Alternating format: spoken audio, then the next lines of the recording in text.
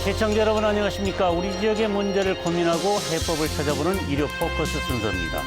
오늘 일요 포커스는 2022년 신년 기획으로 지방도시 살생부, 압축도시만이 살 길이다를 집필한 마강래 교수님을 초대했습니다. 마강래 교수는 목포시와 같은 지방 중소도시의 현재 상황과 과거를 짚어보고 미래를 어떻게 설계해야 하는지 자신의 책에서 소개하고 있습니다. 일요 포커스는 마강래 교수의 지방도시 생존 전략에 대해서 강의를 들은 뒤 궁금한 점을 가지고 토론해 보도록 하겠습니다. 마강래 교수님 이 자리에 모시고 먼저 지방도시 생존 전략에 대해서 강의를 들어보도록 하겠습니다. 네, 마 교수님 오늘 이렇게 나오셔서 대단히 고맙습니다. 먼저 본인 소개 좀 해주시고요. 본격적인 강의 시작해 주시죠. 네, 오늘 초대해 주셔서 감사드립니다. 저는 중앙대학교 도시계획 부동산학과에 재직 중인 마강래라고 합니다. 지난 10년간 국토의 균형적 발전, 그다음에 중소도시 인구 감소 문제에 대해서 공부를 진행을 해왔습니다. 오늘 강의 유익할 수 있도록 노력 많이 하겠습니다. 고맙습니다. 강의 시작을 하겠습니다. 저한테 주어진 시간이 한 25분에서 한 30분 정도 되는 시간인데요. 분량이 사실 시간에 비해서 많습니다. 그래서 가능한 좀 압축적으로 조금 속도를 내서 강연을 진행하도록 하겠습니다. 오늘 강연 제목은요. 중소도시의 미래 어디서 희망을 찾을 것인가로 잡아보았습니다. 중소도시가 우리나라 국토의 대부분의 중소도시가 인구 감소 위기 상황을 겪고 있고요. 또 이런 인구 감소의 원인은 무엇인지, 그 다음에 해결책은 무엇인지에 대해서 좀 집중적으로 말씀드리는 시간을 갖도록 하겠습니다. 수도권, 비수도권의 인구 추이를 왼쪽 그림이 나타내고 있습니다. 왼쪽 그림의 위쪽 선은요, 비수도권의 인구 추이를 의미하고 있고요. 아래쪽 파란 선은 이제 수도권의 인구 추이를 의미하고 있습니다. 지금 수도권 인구는 지속적으로 증가하고 있는데 반해 비수도권의 인구는 지속적으로 감소하는 어떤 그런 추세로 나타나고 있는데요. 지금 중간에 겹쳐지는 부분이 한 2019년, 2020년부터 나타나고 있습니다. 이거는 수도권이 우리나라 국토의 12% 정도가 조금 안 되는데요. 그 좁은 면적에 우리나라 반수 이상의 인구가 모여 살게 됐다라는 어떤 그런 추이를 보여드리고 있는데요. 오른쪽 그림을 보시면 이거는 인구가 아니라 청년 인구의 추이를 나타내고 있습니다. 청년 인구의 추이를 보시면요.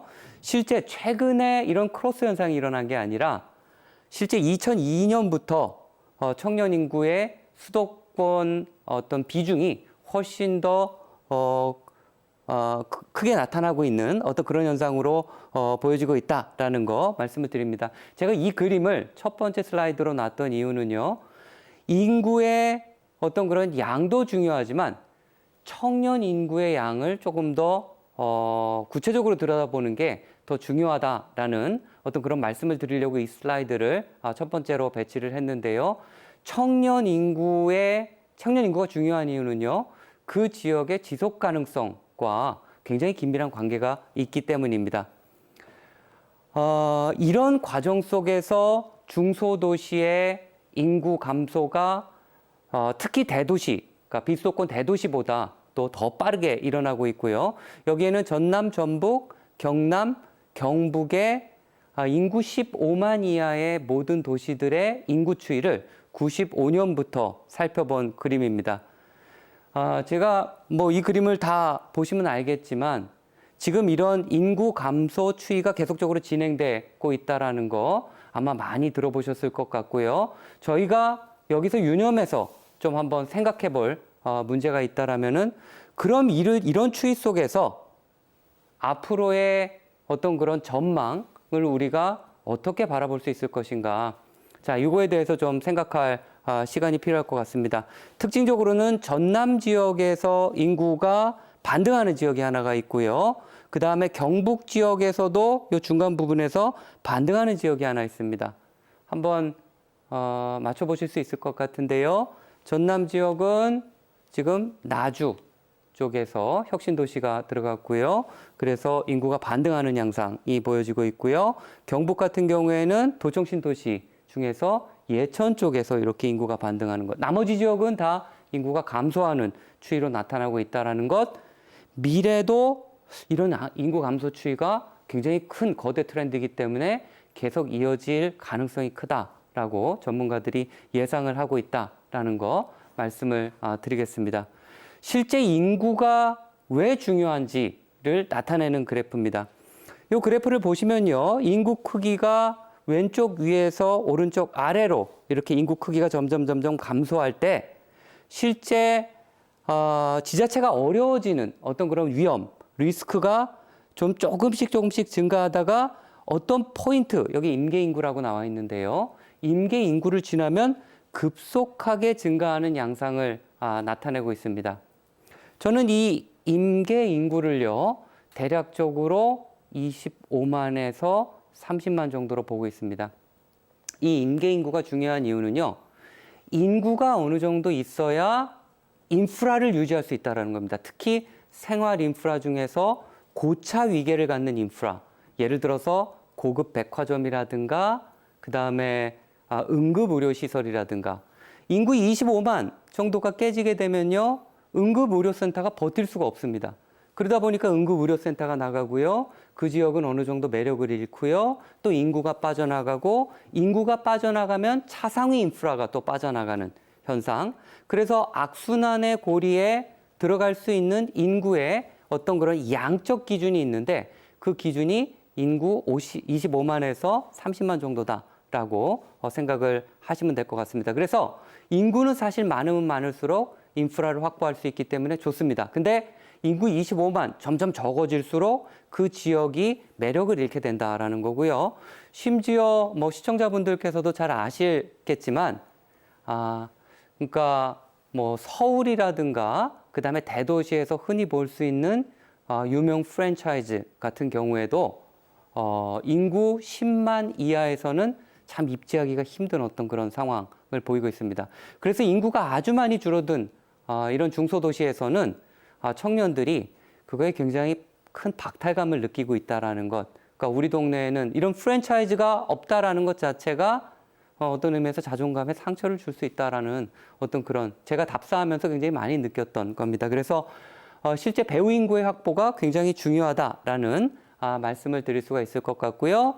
지자체에서는 인구가 줄어들다 보니까 또 이렇게 예산을 잡아서 재정 지출을 하는데 1인당 들어가는 예산이 점점 커지고 있다는 겁니다. 맨 아래는 대도시의 1인당, 주민 1인당 소유 예산은 아주 천천히 늘었던 반면에 굉장히 빠르게 축소하는 도시들, 또 군급 도시들은 이런 1인당 소유 예산이 점점 늘어나고 있는 양상으로 나타나고 있다는 겁니다.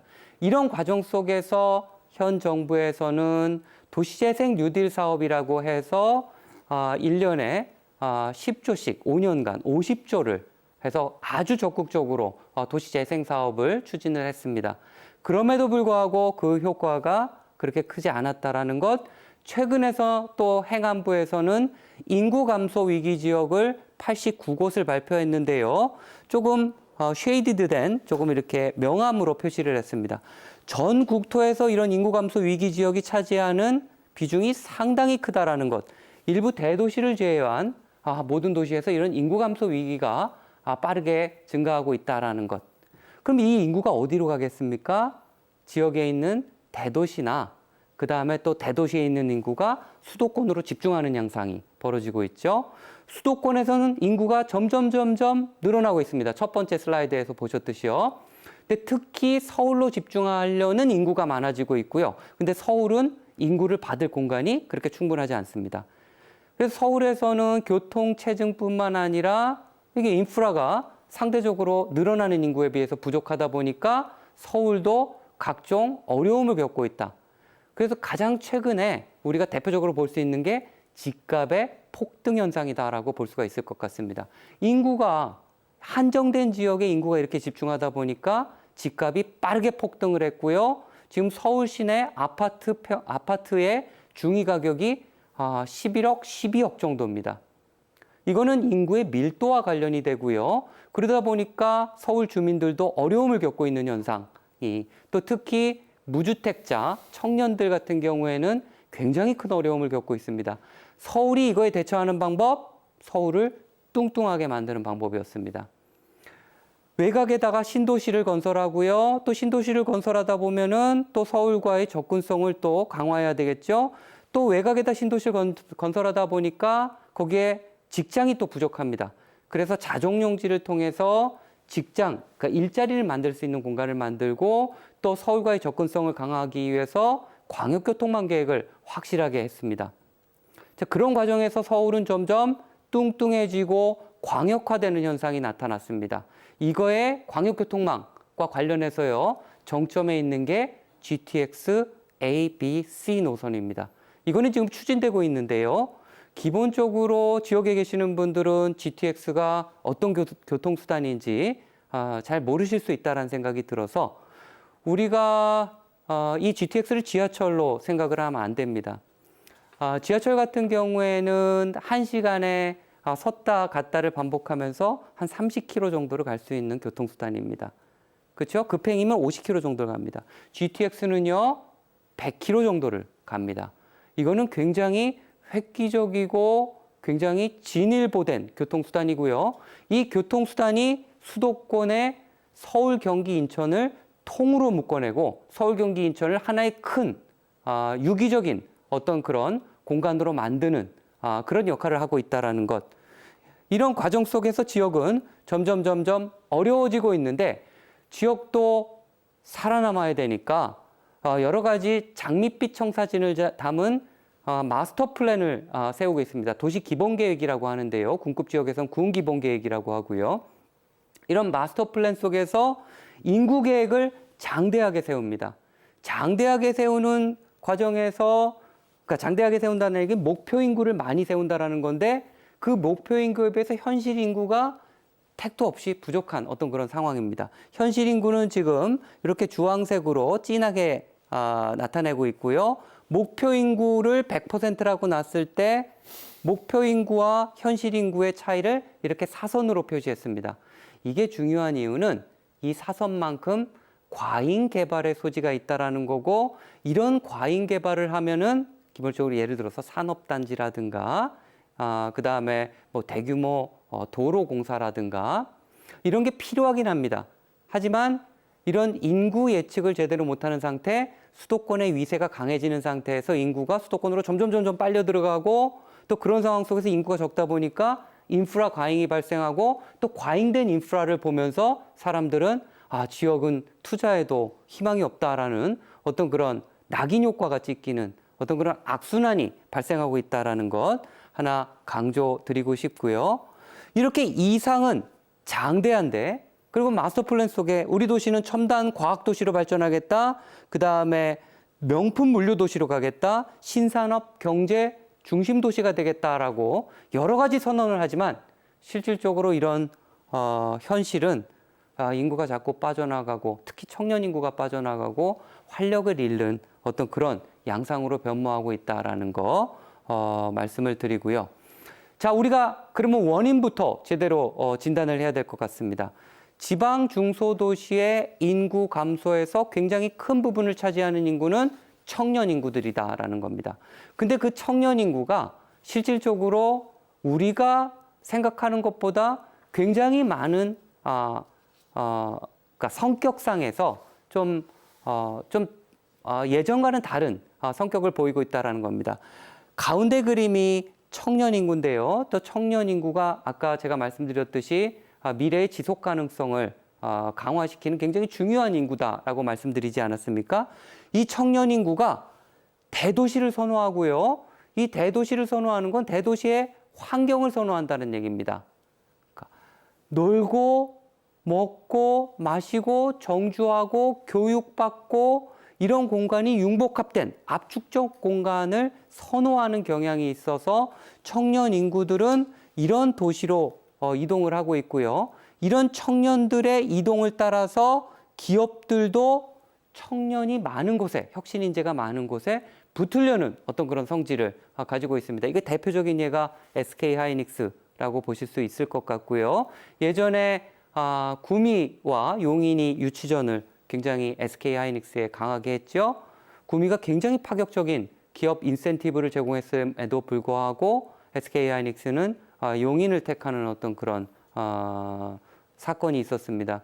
그 과정에서 구미 시민들이 굉장히 많이 그러니까 분노를 하고 실망을 했는데 기본적으로 SK 하이닉스의 입장은 기업의 전망은 청년 인구를 확보할 수 있는지, 그 다음에 혁신 인재를 확보할 수 있는지에 달렸다라는 어떤 그런 내부적인 어떤 그런 이야기들을 밖에다가 했습니다. 그래서 청년 인구가 굉장히 중요하다. 청년 인구가 머물 수 있는 공간을 중소도시에도 제대로 잘 구축하는 게 굉장히 중요하다라는 말씀을 드리고요. 그것과 관련해서 일반 기업의 공간적 분포 전 국토에 골고루 퍼져 있는 양상으로 나타나고 있습니다. 혁신형 기업, 그러니까 R&D 매출도 증가하고 이제 이런 기업들 같은 경우에는 R&D 투자가 증가하는 기업들 같은 경우에는 수도권뿐만 아니라 일부 대도시에서도 집중되고 있습니다. 특히 목포 같은 경우에도 혁신형 기업이 어느 정도 분포되어 있다라는 거 아실 수 있을 것 같고요. 혁신 성장 기업 같은 경우에는요, R&D 지출, 고용 매출 다 증가하는 기업들입니다. 수도권 집중 현상이 너무나 강하게 나타나고 있다라는 것. 그럼 혁신형 기업이 왜 이런 식으로 수도권 집중 현상, 그다음에 일부 대도시의 거점 중심으로 집중하는 현상이 나타나느냐? 이유는 단 하나입니다. 그쪽에 청년 인구가 머물기를 원하기 때문입니다. 그래서 우리 지역 정책의 굉장히 중요한 포인트는 청년 인구가 머무를 수 있는 어떤 그런 조건. 제가 우리 도시계획 트렌드를 말씀드리면요. work, 일하고 play, 놀고 먹고 마시고 live, 정주하고 learn, 교육받는 여러 가지 기능이 압축적으로 융복합돼서 서로 얽히고 설키면서 시너지를 발생할 수 있는 그런 공간을 만드는 것 너무나 중요하다라는 어떤 그런 말씀을 드립니다. 왼쪽 그림, 노동 인력의 성격이 바뀌었습니다. 이들의 선호도 완전히 바뀌고 있습니다. 오른쪽은요, 산업 구조도 4차 산업혁명이라 그래서 첨단 기업들이 이런 청년 인재들과 함께 하려는, 지리적으로 근접한 곳에 입지하려는 성질의 어떤 그런 변화가 일어나고 있습니다. 이런 과정 속에서 이에 부응하는 공간 체계를 우리가 잘 구축하는 것 굉장히 중요하다라는 말씀을 드리고요. 그래서 이 그림은 기본적으로 도시의 공간 구조를 구축하는 데 있어서 컴팩트하게 만드는 것, 아주 압축적으로 뭉쳐서 압축적으로 만드는 것, 그 다음에 그 압축적인 거점 공간이 서로 네트워크를 형성할 수 있게 하는 어떤 그런 컴팩트 앤 네트워크 구조를 형성하는 것.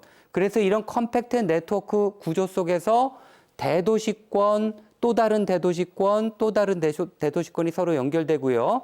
도시권 내에서 대도시권과 중소도시 또 농어촌 거점이 연결되는 구조로 만들어야 된다는 것. 인구를 압축하고 일자리를 지리적으로 압축해야 규모의 경제가 생기고 규모의 경제가 생겨야 생산성이 높아지고 1인당 생활 서비스 제공의 효율성이 높아진다는 것. 그리고 이런 과정 속에서 배우 인구를 제대로 확보해서 지역의 경쟁력을 강화할 수 있다는 것 굉장히 중요하게 생각을 해야지 될 것 같고요. 그 다음에 도시 내부의 관점에서는 압축 전략을 이렇게 세워야 됩니다. 특히 목포 같은 경우에는 인구가 지속적으로 좀 감소하고 있는 어떤 그런 추세를 보이고 있는데요. 실제 외부 신도심 개발이 굉장히 큰 영향을 줬습니다. 예를 들어서 남학 신도시라든가, 그러니까 우리가 알다시피 남학 신도시 같은 경우에는 계획 인구가 인구 15만입니다. 15만을 유입 인구가 그렇게 많지 않은 목포의 바로 오른쪽 부분에 건설을 하다 보니까 목포 인구가 점점 유출될 수밖에 없는 그런 상황으로 갈 수밖에 없는 거고요. 신도시 계획이 나쁘다라는 건 아닙니다. 하지만 구도심을 해치지 않는 범위 내에서 그러니까 구도심의 역량을 강화하는 쪽으로 신도심 개발이 되어야 되는데 실제 그런 거에 대한 고려가 없었다라는 것. 그래서 교통 결절점 중심으로 중소도시들은 기존의 에너지를 이렇게 머금고 있는 곳에 좀 더 압축적으로 개발을 해서 이런 여러 가지 도시 기능들이 이런 교통 결절점에 집중돼 있을 때 여기에 인센티브를 주는 방식으로 도시를 압축하고 그 주변 지역에 또 거주 유도 지역으로 지정을 해서 거주를 유도해서 이렇게 좀 빽빽한 구조로 모여 살게 하는 게 너무나 중요한 전략이다라는 것. 그림으로 표현을 하면요. 이렇게 압축적으로 모여 살아야 여기에 인프라가 효율적으로 제공될 수 있다는 것 말씀을 드리고요. 그래서 전반적인 그림을 보시면요. 우리 도시권이라는 개념이 있고요. 도시권 내에서 이렇게 에너지를 발산시킬 수 있는 압축적 공간이 있다는 것. 이 압축적 공간 원도심이 될 수 있고요.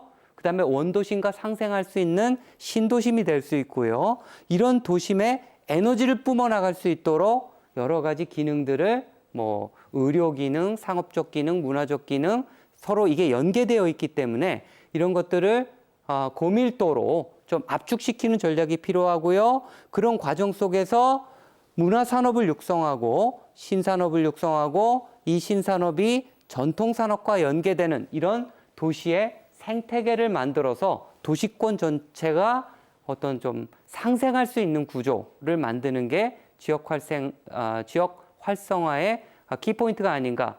마지막으로 하나 말씀드리도록 하겠습니다. 실제 이런 압축 전략을 쓴다라는 것, 거점을 강화하게 되면은 실질적으로 그 거점은 주변 지역의 에너지를 빨면서 성장할 수밖에 없습니다. 주변 지역의 산업과 인구를 거점이 빨면서 성장할 수밖에 없다라는 것. 그래서 실질적으로 거점은 굉장히 필요합니다. 그래서 우리가 아주 적극적으로 활용해야 될 전략은요. 거점에서 나오는 여러 이익들을 주변 지역과 서로 나눌 수 있는 상생 전략까지도 우리가 큰 그림 속에서 포함시켜서 지역 활성화를 모색해야 된다라는 것. 예를 들어서 결합개발제도입니다. 만약 거점을 개발할 때 주변 지역과 같이 묶어서 이익이 나는 지역과 그렇지 않은 지역을 묶어서 사업을 함으로써 교차 보존할 수 있는 방식을 만드는 것, 지역 내에서도 상생기금을 별도로 마련해서 실제 낙후되고 노후화되고 또 거점으로 인해서 피해를 받는 지역에 이렇게 기금이 충분히 사용될 수 있도록 고려를 하는 것, 그 다음에 여러 가지 세제 개편을 통해서 이런 지역 간 상생을 꾀할 수 있는 전략을 취하는 것. 이거는 일종의 아까 제가 컴팩트 앤 네트워크에서 컴팩트는 압축하는 전략, 뭉치기 하는 전략, 네트워크는 교통뿐만 아니라 이런 여러 가지 제도를 활용해서 압축되는 지역과 그렇지 않은 지역을 서로 엮어서 상생할 수 있는 구조를 만드는 것. 이게 지역 활성화 전략의 핵심이 아닐까라는 생각이 들고요. 이어지는 토론 시간에서는 이런 목포에 관련된 아니면은 중소도시에 관련된 생존 전략에 대해서 조금 더 구체적인 말씀을 드리는 시간을 갖도록 하겠습니다. 경청해 주셔서 고맙습니다. 예.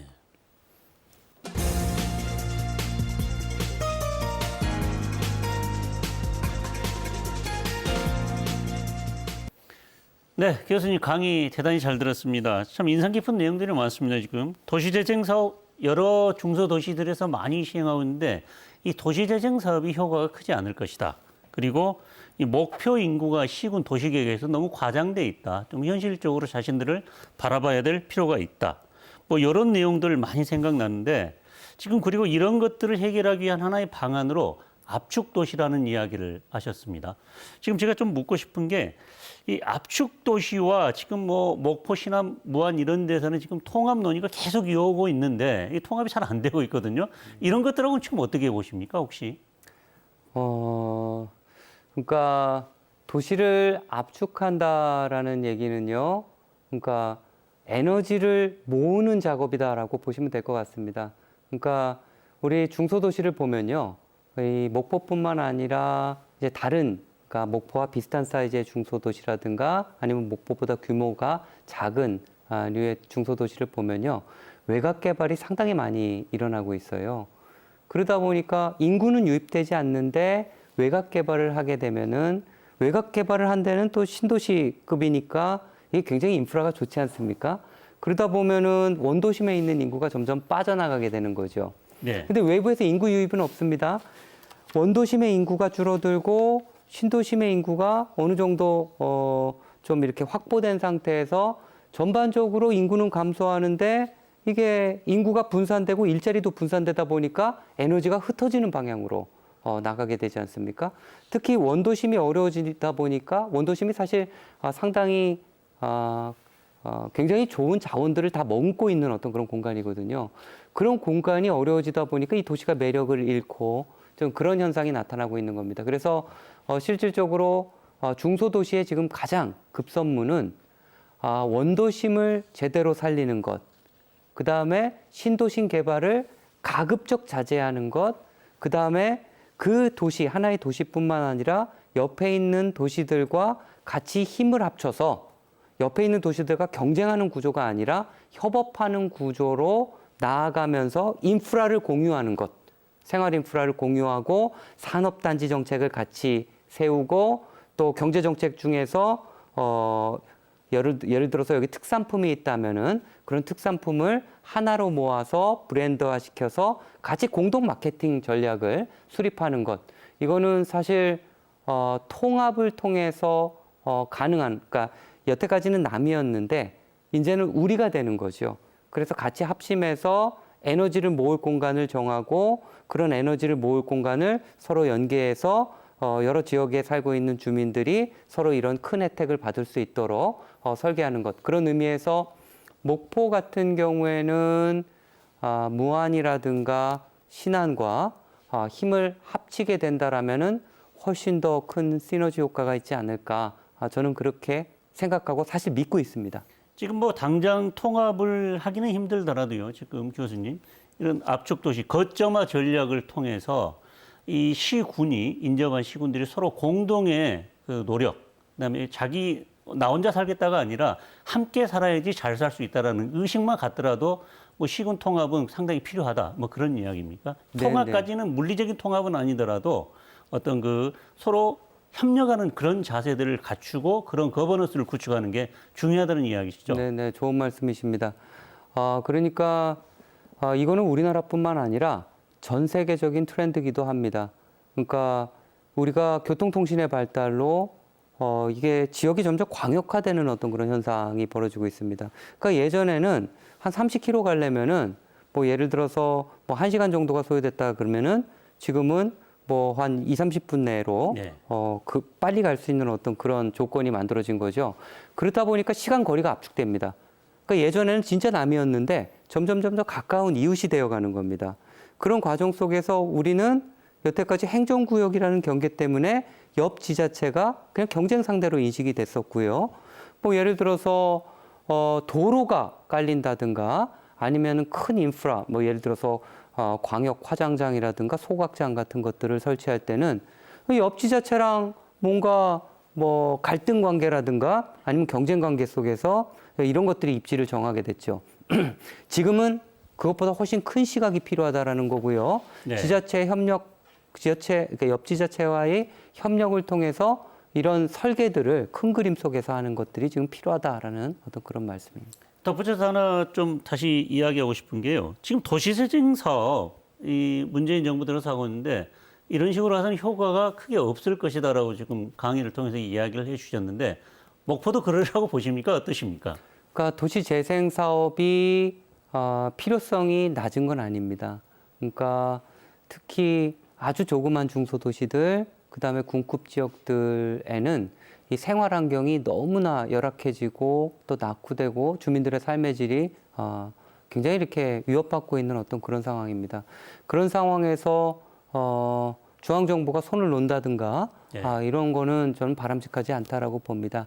단 그런 예산을 쓰는 방식에 있어서 그러니까 어려워진 지역이기 때문에 그 지역의 시혜적 차원에서 어떤 재정 투입이 이루어지고 그래야 된다라는 시각보다는 그 지역이 스스로 설 수 있는 그러니까 스스로 지역 주민들이 활성화시킬 수 있는 어떤 그런 역량을 강화하는 쪽에 조금 더 이런 재생이라든가 이런 여러 가지 사업들이 좀 적극적으로 일어났으면 좋겠다라는 거고요. 저는 사실 그런 의미에서 그러니까 재생 사업의 가장 기본은 이런 지역의 컴팩트화, 그렇죠? 그 다음에 네트워크화, 또 컴팩트한 지역과 그렇지 않은 지역을 서로 연결해서 상생 구조를 갖추는 것. 그 다음에 또 하나가 재생 사업도 중요하지만 지역의 청년들이 원하는 일자리를 유치하는데 여러 가지 인센티브를 제공하는 것들, 이런 것들이 모두 큰 범위에서 재생의 의미에 재생 사업에 좀 포함될 수 있는 어떤 그런 여지가 있지 않나라는 생각이 듭니다. 자, 그러면 이제 두 번째로요. 목포시에서 압축 도시를 어떻게 적용해야 될 것인지를 한번 논의를 한번 해보고 싶은데요. 지금 방금 전에도 이야기를 하셨지만은 시군마다 도시계획을 하는데 2030년까지 지금 도시계획을 하고 있거든요. 목포 인구가 목포시만 하더라도 2030년까지 30만을 목표로 하고 있습니다. 그래서 목표 인구가 너무 과장됐다라고 지금 계속 지적을 했는데, 자, 이런 목표 인구를 왜 이렇게 과장해서 이렇게 도시계획을 현실과 맞지 않게 우리의 지금 현재 위치를 제대로 인식해야지, 제대로 원인을 찾아야지 처방도 나올 텐데, 원인 그 목표 자체가 너무 현실과 동떨어져 있기 때문에 그 처방전도 잘 안 나온다고 생각하거든요. 어떻게 보십니까? 지금 목포에서 압축도시 적용은? 그러니까 이런 겁니다. 그러니까 목포시에도 이제 도시 기본 계획이라는 게 있죠. 그러니까 목포시의 장밋빛 청사진을 가지는 마스터 플랜이다라고 볼 수가 있을 것 같습니다. 근데 뭐 개인적인 수준에서도 어떤 그런 마스터 플랜을 세울 때 뭐 나는 앞으로 안 좋아질 거야. 뭐 이제 이런 점점 역량이 축소될 거야. 이런 식으로 세우지는 않습니다. 그러니까 실제 마스터 플랜은 어느 정도의 장밋빛 청사진을 가지고 그거를 실현해 나가는 구체적인 수단을 놓고 점점 그런 장밋빛 청사진을 다가갈 수 있도록 이제 그런 노력을 해야 되는데 실제 이런 청사진이 너무나 이제 과장이 되었다라는 거죠. 그러니까 문제는 실제 이 목표를 높게 세운다라는 게 문제가 아니라 너무나 높게 세워서 이건 실제 세우는 사람조차도 이거는 뭐 안 되는 거 알지만 이렇게 세울 수밖에 없지 않을까? 뭐 이제 이렇게 생각하는 어떤 그런, 그러니까 너무 괴리가 되다 보니까 실현 가능성도 떨어지고 실현 가능성이 떨어지다 보니까 여기에 들어가는 액션도 힘을 잃게 되는 어떤 그런 상황이 아닐까라는 생각이 듭니다.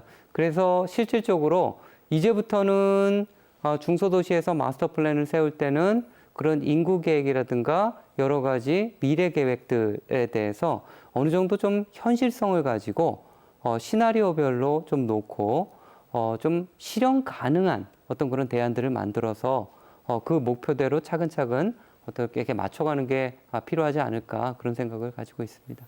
지금 선생님 책에서도요, 이런 이야기를 하면서 그 장밋빛 청사진을 버려라 해서 뭐 미국의 디트로이트를 소개하고 그다음에 중소도시 한 곳은 우리가 인구가 줄고 있다는 것을 인정하자. 그럼 우리는 어떻게 살 것인가?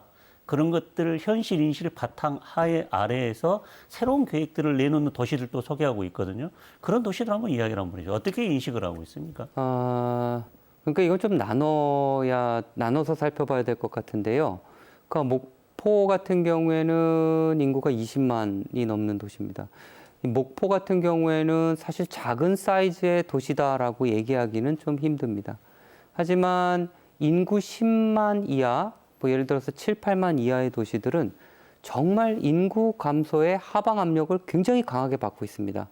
이런 도시들은 정말 현실을 인정하고 제대로 된 스마트 축소다라고 얘기를 하거든요. 그러니까 좀 단어가 좀 이상하긴 하지만 똑똑한 축소 전략을 제대로 써서 축소를 하되 그 지역의 특색을 잘 살려서 지역민들이 정말 살고 싶은 도시, 그런 지역에 살고 싶어하는 사람들이 외부에도 굉장히 많거든요.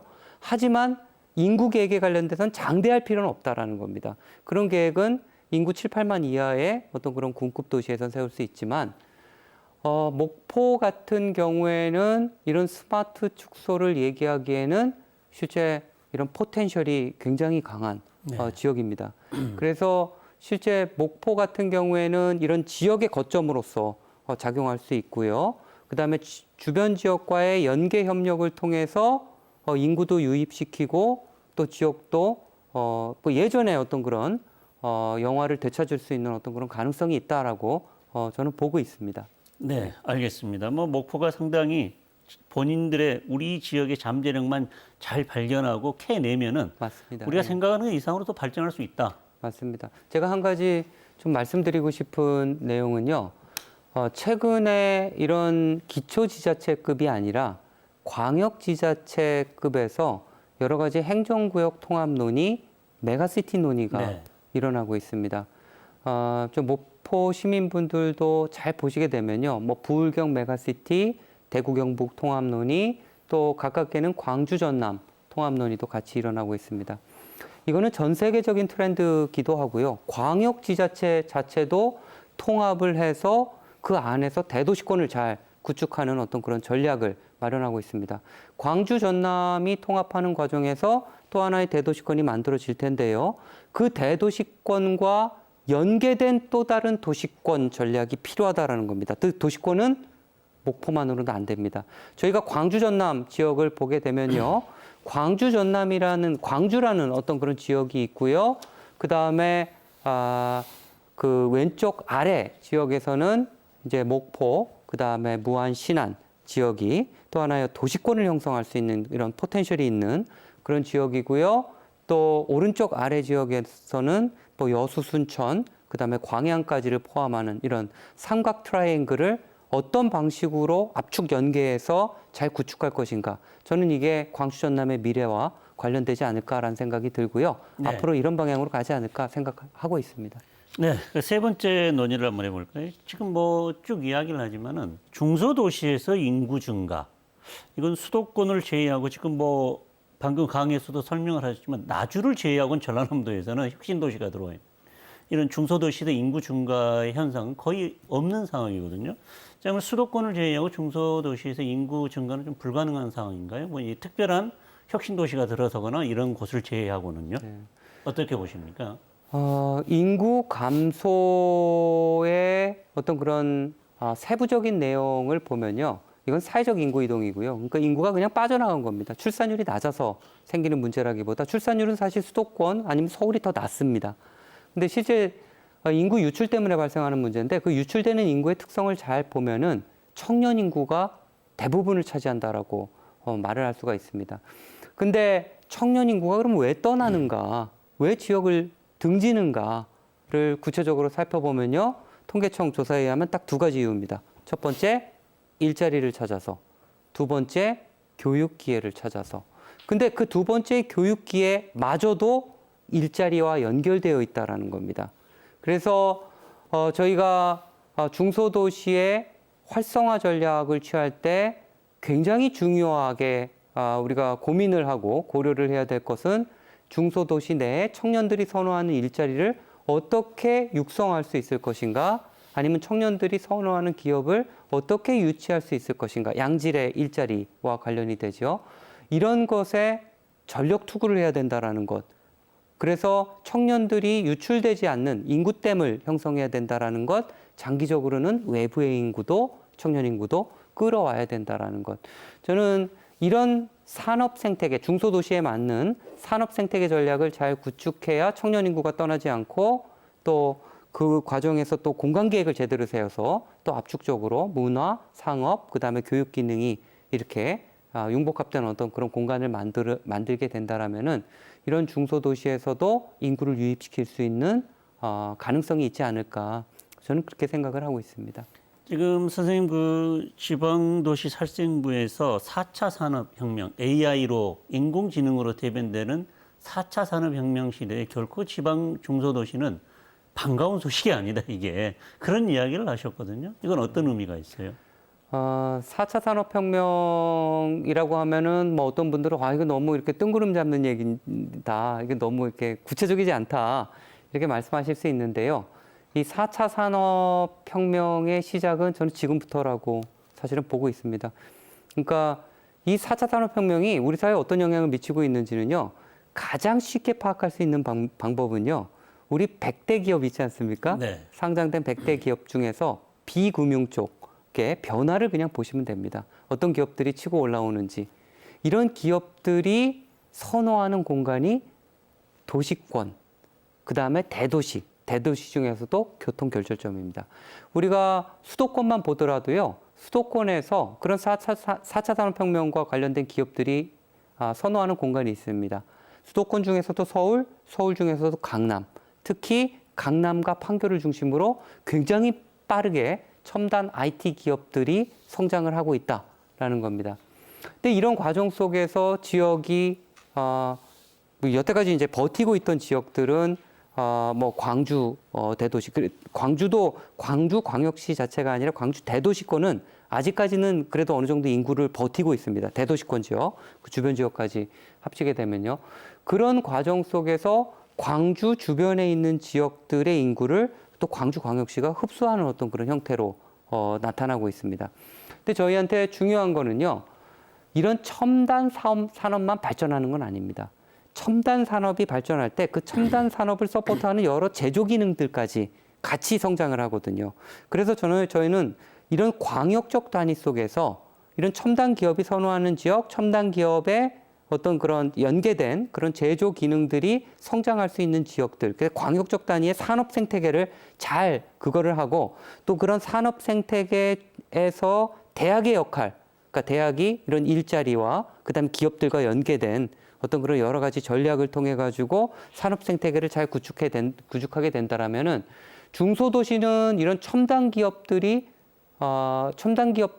IT 첨단 기업들, 특히 앵커 기업들을 유치하기는 어느 정도 한계가 있을 거다라는 생각은 가지고 있습니다. 하지만 그 첨단 기업들이 과 연계된 여러 가지 제조 기능들, 이런 기능들을 유치하기에는 굉장히 좋은 입지에 있지 않나라는 생각을 가지고 있습니다. 그래서 전반적으로 큰 틀 내에서 광역화된 어떤 그런 시각을 가지고 산업 생태계를 광주 전남 지역 전체를 놓고 설계하는 게 필요하지 않을까라는 생각을 가지고 있습니다. 그 전체 틀 속에서 목포시가 무엇을 할 수 있을 것인가? 맞습니다. 그것을 봐야 된다는 이야기죠. 맞습니다. 자, 그리고 방금 전에도 20, 30대 인구 유출이 상당히 이 지방 중소도시는 심각하고 여타 인구보다도 훨씬 더 감소 속도가 빠르다라고 했는데 이제 이걸 갖다 일자리를 잘 창출하면은 해결할 수는 있는데 일자리 창출이 그렇게 쉬운 것은 아니거든요, 현실적으로. 그래서 이걸 단순히 일자리 지방 중소도시에만 맡겨야 되는 문제냐. 정부에서도 이걸 갖다가 대책을 좀 세워줘야 되는 것 아닌가요? 좋은 말씀하셨습니다. 운동장이 너무 크게 기울어져 있어서 그러니까 운동장이 기울어지면 기울어질수록 그것도 기울어지는 속도가 점점 빨라집니다. 그렇기 때문에 저는 지자체의 노력도 굉장히 중요하지만 중앙정부의 역할도 이런 균형 있는 국토를 위해서 중앙정부의 노력, 역할도 굉장히 중요하다라고 생각을 하고 있습니다. 아까 일자리 말씀하셨는데요. 일자리가 우리 기업 유치와 관련된 여러 가지 인센티브 제도들을 보면요. 예를 들어서 뭐 법인세, 그다음에 소득세 인하, 그다음에 투자보조금 등등 있습니다. 이제 이게 굉장히 구시대적인 어떤 그런 인센티브 전략입니다. 그러니까 한번 생각을 해보시면요. 기업이 어떤 다른 지역으로 이전할 때는요. 제일 이제는 고민하는 게 피고용자들이 이탈이 있을 것인지 아니면 이전하는 지역에서 또 고용 인력을 새로운 뭐 혁신 인력들을 찾을 수 있을 것인지 이거를 굉장히 많이 고민합니다. 그래서 인센티브 전략은 기본적으로 기업에 특화된 인센티브 전략이 아니라 그 기업에서 일하고 있는 근로자들을 위한 인센티브까지 묶어서 패키지화 해야 되는 어떤 그런 기업 전략, 일자리 전략이 필요합니다. 그러기 위해서는 실제 산자부라든가 중소벤처기업부라든가 이런 중앙정부의 여러 가지 인센티브 패키지들이 기업 이전에 관련된 어떤 그런 노력에 결합이 되어야 된다라는 어떤 그런 말씀을 드리고 싶고요. 그런 의미에서 기업들이 사실 기업 활동을 할 수 있는 공간이 목포에도 사실 굉장히 좋은 곳이 많습니다. 하지만 기업들이 이전을 할 때는 굉장히 큰 결정을 해야 된다는 것, 그 결정을 도와주기 위해서 그런 피고용자들에 대한 여러 가지 정책들을 네. 중앙정부에서 강하게 서포트해야 된다는 것 좀 강조드리고 싶습니다. 네, 알겠습니다. 자, 어느덧 시간이 다 돼가는데요. 우리 마강래 교수님께서 마무리로 중소도시, 특히 목포, 이 생존 전략은 무엇이 돼야 될지 마무리 발언 해주시고 오늘 시간 마치는 걸로 하죠. 네. 아까도 잠시 말씀드렸듯이 지자체 간 통합 논의, 연계 협력 논의가 전 국토 차원에서 강하게 일어나고 있습니다. 그리고 중앙정부는 이런 지자체의 노력에 적극적인 서포트를 하겠다라고 약속을 했습니다. 최근에는 균형발전 특별법 내에 초광역권에 관련된 어떤 그런 조항들이 들어가게 됐고요. 이거를 근거로 해서 여러 가지 지원 사업들을 서포트를 할 예정이다라는 거 말씀을 드립니다. 이런 과정 속에서 목포는 조금 더 입지가 좋아지지 않는 어떤 그런 상황으로 가고 있습니다. 그래서 목포에서 사용할 수 있는 전략은 목포에서도 주변 지역과의 연계 전략, 협업 사업, 그 다음에 뭐 공동의 인프라 구축 노력 이런 것들을 그 다음에 또 공동 뭐 대학이 많지 않습니까? 이런 캠퍼스 주변 지역에 캠퍼스를 공동으로 구축을 해가지고 이런 대학을 키우고 또 일자리를 마련하고 또 일자리와 대학과 연계되는 여러 가지 전략들을 짜는 것 이게 목포 그다음에 목포를 중심으로 한 여러 지역들의 이 지역들 주변 지역의 생존 전략으로 저희가 강하게 고민을 해야 되지 않을까 그런 말씀을 드립니다. 네, 오늘 이렇게 나와주셔서 대단히 고맙습니다. 네, 감사합니다. 네, 전남의 22개 기초지방자치단체 가운데 인구 30만 명이 넘는 도시는 안타깝게도 한 곳도 없는 실정입니다. 범위를 좁혀서 들어가면 목포시는 인구 21만 명대로 주저앉았고 머지않아 남학과 오룡으로 인구가 넘어가면서 20만 명도 붕괴될 수 있다는 우려도 나오고 있습니다. 거기에다 20, 30대 젊은 인구는 계속해서 밖으로 유출되고 있습니다. 목포시가 어떤 미래 전략을 갖춰야 할까요? 목포의 현재 위치를 냉철히 분석하고 장밋빛 약속보다는 더 현실적이고 시민들의 피부에 와닿는 정책이 필요해 보입니다. 오늘 일요 포커스는 여기서 모두 마칩니다. 고맙습니다.